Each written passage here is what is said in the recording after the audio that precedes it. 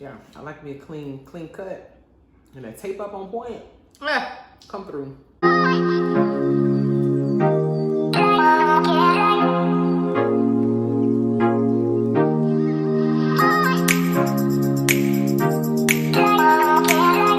This is Jas.Inspires. Welcome to our channel and Happy New Year! Again, I'm so glad to be here. We're happy to go into 2020, but before we get started, you can make sure that you like, comment, subscribe, and share this video with all of your friends.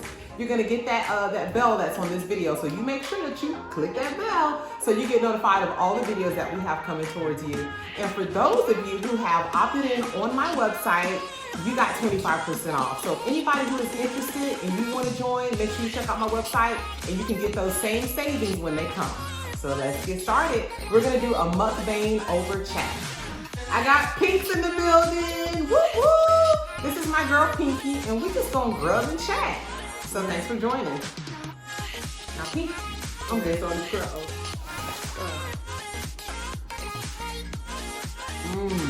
That's good. That's good. So, I know you've been doing your business and stuff. Yeah. So where do you think it's gonna be like in like 5 years where you having your business for that long? Gosh, that's a good question. 5 years?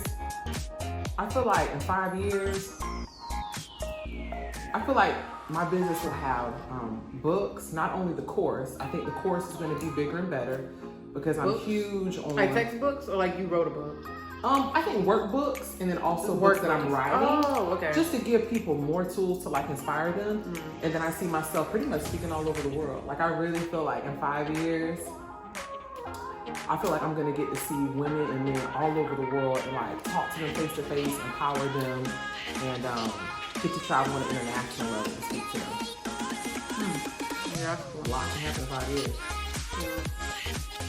Workbook, that's a good idea. Yeah, because it's easy, you know, people can follow along. Yeah. And it's just something about writing things out. I mean, I remember when I first started my business, and I started writing things out, and I would look at them, and I would be thinking about them every single day. Like, it would wake me up at like in the middle of the night, and I'm thinking about what's on this piece of paper. And I look back on it, and I achieved all of them. So I think it's just huge to have something that they can actually write down and see every day, you know? So we recently watched the Kevin Hart. What's it called? Don't F up Kevin. Don't F this up. Oh yeah, it was so good. Oh my gosh. It really opened our eyes to him, right, and his world around him, and how his, you know, he mentally is. Let me tell y'all something. Kevin Hart, if you're watching this, please subscribe. Please reach out to us. I just want to say this to you, Kevin Hart. After seeing, I literally binged the whole season. And after seeing that entire season, like I felt like you were my brother. Like I felt like I knew you, like you were family. And I felt for you with everything that you were going through. And you were so vulnerable to even share the mistakes that you made. And I just love it because like you talk about your childhood, and our childhood is similar in regards to the struggle. And just to see you wanting to create that legacy for your children. And I love how you talk about multiple streams of income. I think that's something that we're not taught. They don't even teach it in the schools. They don't teach it in universities. And the fact that you kept pushing that within that entire season, I was like, oh my gosh, like, dude is really for us. Like, so shout out to Kevin Hart, man. He's doing some great things. And I just love to see people who put other people on, not just themselves. Yeah. And they're also like educating us, you know, educating us on how to use our money, educating us on multiple streams of income, and building something great that's going to last generations. I'm so proud of him. After watching that documentary, I cried, I laughed. We watched it together and we were like, oh my goodness, he really gave it all to us. He put it all out there. And I wonder what he felt after he rewatched it. Yeah. Because there was a particular character, we're not going to spoil it, but right, he was so close to him. And we just seen little, like, you know, quirks and mannerisms of him towards Kevin. We was like, that ain't what friends do. And I was like, yeah, something had to go on. Y'all know. You guys will see it. There's a particular character that's close to him. And the Plastic Cup Boys. I don't think he's part of Plastic Cup Boys. He's not part he of it. is. No, he's part of it because he's a trainer. Oh, you just really said it. Anyway, you can tell from his facial expressions, and I pray to God that Kevin Hart actually watched that whole season when he was done. I know he's a busy man, but I hope he actually sat down and watched it, because you really can see if this man's intentions is for you. And there's just certain things you don't do when you're somebody's friend. Girl. Yeah. Like, she found him funny when they first met. She was like, I didn't care how anybody looked. If they funny, I'm with them. Yeah. Speaking of that, what do you like in a man? What do I like in a man? What does ketchup good? I'd probably say what I like in a man, obviously the first thing is going to be that he has a genuine relationship with God. And when I say genuine relationship with God, I mean there is intimacy there. I think there's a lot of people that go to church every single Sunday, and when you look at them during the week, it's completely different. And so I would say somebody who loves God. And the second one, this is a huge, huge one, but humility. I've been with people who are arrogant, who think it's all about them. And there's something so attractive about a man who's humble enough to be a gentleman. And I think that's a beautiful trait about a man. What about like somebody who's funny? Yeah. Of course, because I'm a clown, y'all. As you can see. I like somebody funny, but at the same time, everybody has like their own quirks and their own things that make them funny. Yeah, like their own sense of humor.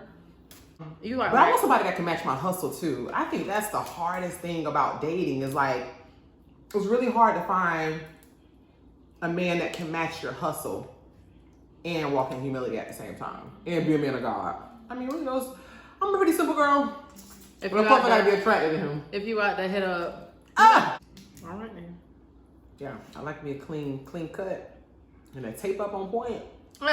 Come through. Talk about come through. Oh wait. These crabs are like very strong in season. This fried food is from Louisiana Fish and Chicken. If y'all ain't from Duval, y'all don't know about it. Right. You know, bless your heart. Right up in Arlington. If you don't know about this, you sleep. When they put that special like seasoning or like a oh my gosh, it's addicting. Yeah, on my mama folks, on my for side. real. I need something else to that's the house. Oh my gosh. Well, now another weird thing about me is that I love international shows because I love to travel and I love different cultures. And she recently put me on. I recently put her on. If you guys know about Terrace House, also the Japanese pronounce it Teresa House, and it's on Netflix. And I have watched every single season. I love it. Like I've watched so many seasons that I feel like I'm Asian. It's so good. We're Puerto Rican and black, but I feel like there's some type of Asian. It's like really good. It's like I like it because it's like a regular like reality show, and I do genuinely feel it's real because they ain't crazy. Like I'm loving hip hop, they don't be real. Like they be having the people do stuff for the camera and for the cameras. But then I feel like they genuinely real, and it's like cool to see like a different culture in the way they are because they're completely different from Americans. Like Americans be messy and sloppy, and they just do stuff for them. Like these people really care about each other, even though they don't know each other. And I was like, wow, it's like really good. It ain't nothing like no Jersey Shore. Like so basically, they get 6 strangers, and they put them in this beautiful house with like nice cars and stuff. And they're basically there to find a love interest and just, hang out. So it's 3 boys and 3 girls. Yep. And anytime one person leave, another one come. But their culture is so different though because when they talk, they're very sensitive about people's emotions when they talk. Like, but they don't beat around the bush. Right. Because they believe in working hard. They believe in working really, really hard, and I love it. I think that's awesome. And so they have all these like great, successful people, artists. But they do like range because there's one character on Naruka. He's 21 and he works at he worked at a regular retail store, like clothing store. Right. And he's still on there, It's good. That's good. You ate the shrimp? But yeah, we're going into 2020, and I think one of the best things about YouTube is that you can really embrace and bring people into your world. And this is us. Like, we love chatting. Like Kevin Hart. He brought us in his world with his documentary. Exactly. We love talking about the future. Like, all we do is talk about our next moves. Like, all we do is talk about how we're going to get bigger and better and how we could support each other in it and how we could build something that outlasts us, you know, how we can build something that's really going to touch people's hearts and change the world.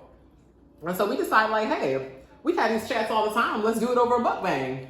Yeah. So if you guys don't know, Pinky, who is also my director, and she also does all the video editing. And so I pretty much come up with the content. I'm praying through this content. I'm thinking about you guys. You guys have seen it. If you're on my email list, you've seen it. If you've looked at any of my videos, I'm constantly thinking about you guys and how I can inspire you and help you get to the next level. And it's actual real life things that I've done myself to help me advance in some of the challenges of my life.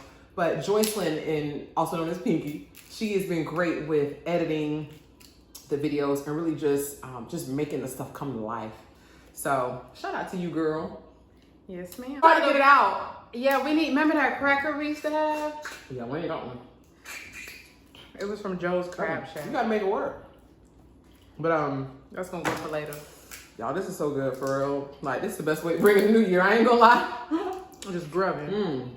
New York and see the ball drop, but I'd be scared. I feel like there's so many people. I'll be scared. So much stuff be happening, and it's just the more years come, the more crazy people get, and I just feel like one day it's gonna be something tragic out there, and I do not want to be there for it.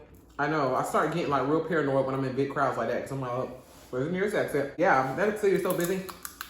So You can't move. You can't go nowhere. But them streets right, still when like stuff that. be happening, it's like you just moving with the crowd. Like, at the Jaguar games, how you can rent those little houses. Oh yeah. Chalets. Yeah. And go to like those special restaurants and stuff. Right.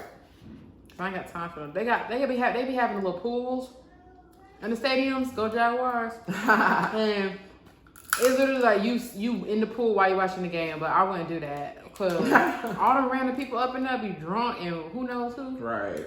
Some people, people don't know how to act when they. And that water be looking cloudy, and the thing is like clear, so you can see everything.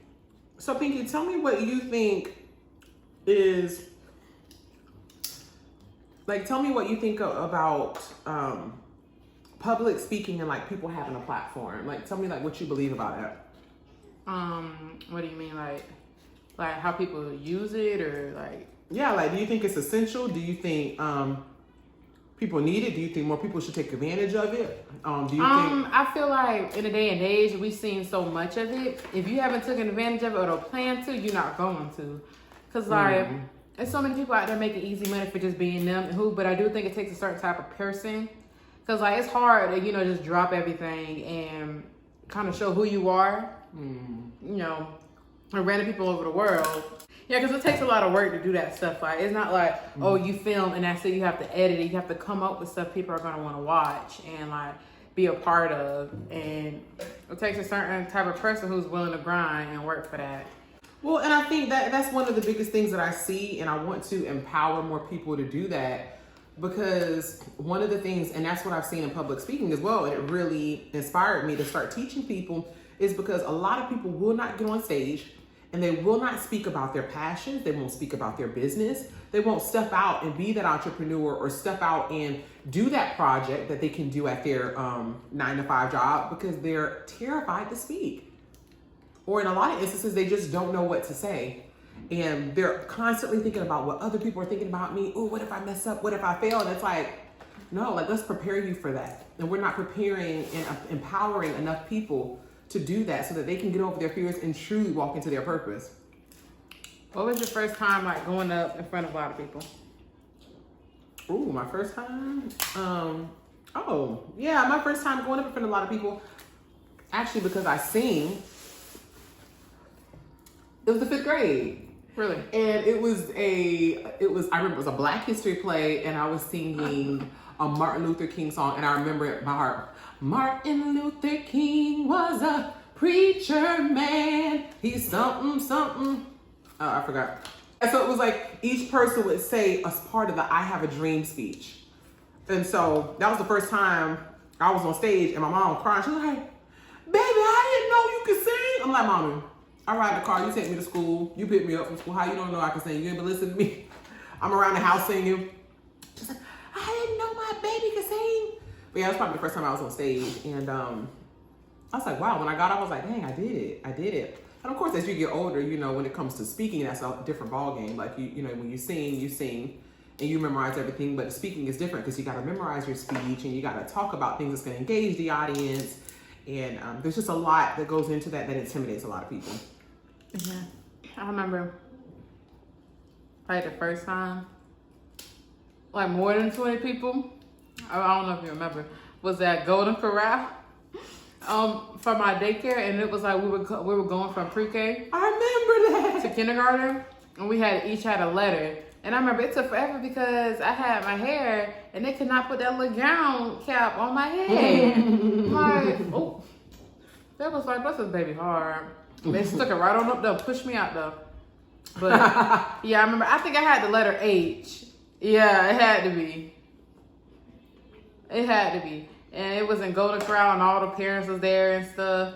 And then after that, on the actual like stage was like the little school stages. Like every year I've been in elementary school, I got up on stage and they had plays and stuff for the kids. And then when I really got in front of a lot of people was in middle school at La Villa during the showcase. Y'all didn't go to this. This wasn't just the guitar. It was where every arts area performed. And I tell you, they literally, I've never seen How did we not go to that? Our thing, because we only had to perform 1 or 2 songs. It wasn't like, oh, we was there the whole time. And like, it was so many people there because they opened up the black box, like the theater, and then they opened up the stage part and all of that. And they literally made that thing big and literally filled rows and rows and rows. So random people from the world, I mean, Jacksonville, people, parents, all the kids from the school was there. That was a big, I remember they wanted them curtains. I said, baby, let me. How did you feel when you seen? I liked it because it was like a rush. I was like, dang, they all see me. And he had me in like the front row. And I had that microphone right by my guitar, baby. I played the heck out of that little solo. You killed it. Mm-hmm. And the people was like, wow, you're so good. Yeah, I wish people, and here's another misconception. I think, Pinky, me and you, we've been through a lot. And a lot of people will look at us and they'll say, oh, well, the way they were raised or some of the hard times that they've been through, that's why they're such hustlers. But it's like, no, everybody can tap into that. I strongly believe that everybody can tap into a part of them. When you find something you want bad enough, you're going to do whatever it takes. But I believe that everybody has something in them that with their talents, their gifts, giftings, and their callings, that they really tap into it and they can be consistent in it. And they want it bad enough that they'll do whatever it takes to get it. I think you just have to wake up every day and say, hey, I only got one life. I got to live it to the fullest. What do I love to do? And let's do that. Let's figure out how we can do this. Yeah. You know? Well, thank you guys so much for joining. Again, don't forget to click on that bell so you can get all the notifications. We enjoyed talking with you over our mukbang, and we are all done. So Happy New Year. Happy New Year. 2020.